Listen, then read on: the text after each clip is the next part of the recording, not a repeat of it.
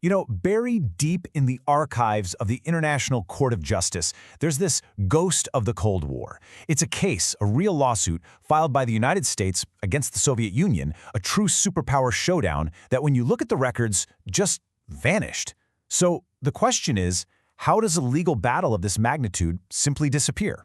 Well, let's dig in and figure it out. Okay, so it all ends right here, with this incredibly short, almost anticlimactic order from December 1958. There were no big arguments, no dramatic verdict, no justice served. Just these two lines. The court orders that the case shall be removed from the list. That's it.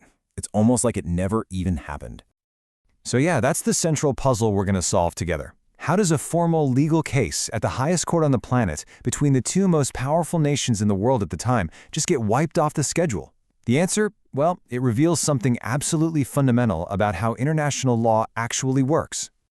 Let's just look at the timeline. The story kicks off with this incident with an airplane back in 1954.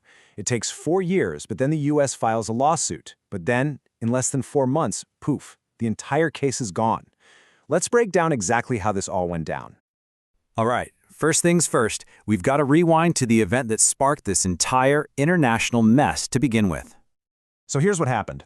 The United States government officially claimed that Soviet military jets deliberately attacked a U.S. Navy plane, a Neptune P-2V, while it was flying over the Sea of Japan. And look, this wasn't just some minor diplomatic issue. We're talking about a serious military showdown during a period of extreme global tension. After years of diplomatic talks that basically went nowhere, Washington decided it was time to change tactics and take the whole thing to court. So on August 22, 1958, the U.S. ambassador to the Netherlands marches in and formally files the case with the International Court of Justice. And you got to understand, this was a very public move.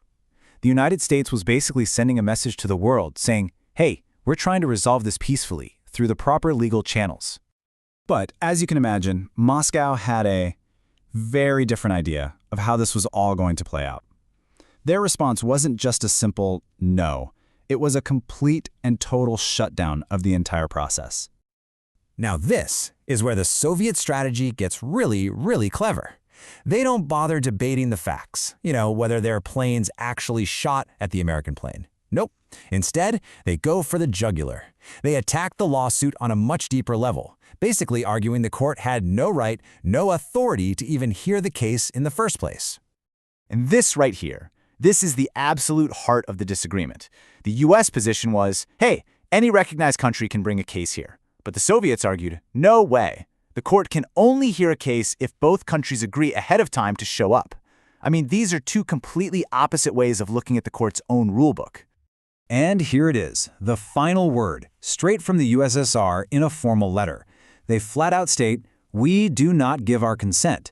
And not only that, they say that because we don't consent, you, the United States, actually broke the court's rules just by filing this lawsuit. It was an absolute total rejection of the court's power in this fight. So what happens when one of the world's two superpowers just looks at the highest court in the world and says no? Well, this is where we find the real reason the case just vanished. Okay, so it all comes down to this really crucial idea in international law called state consent.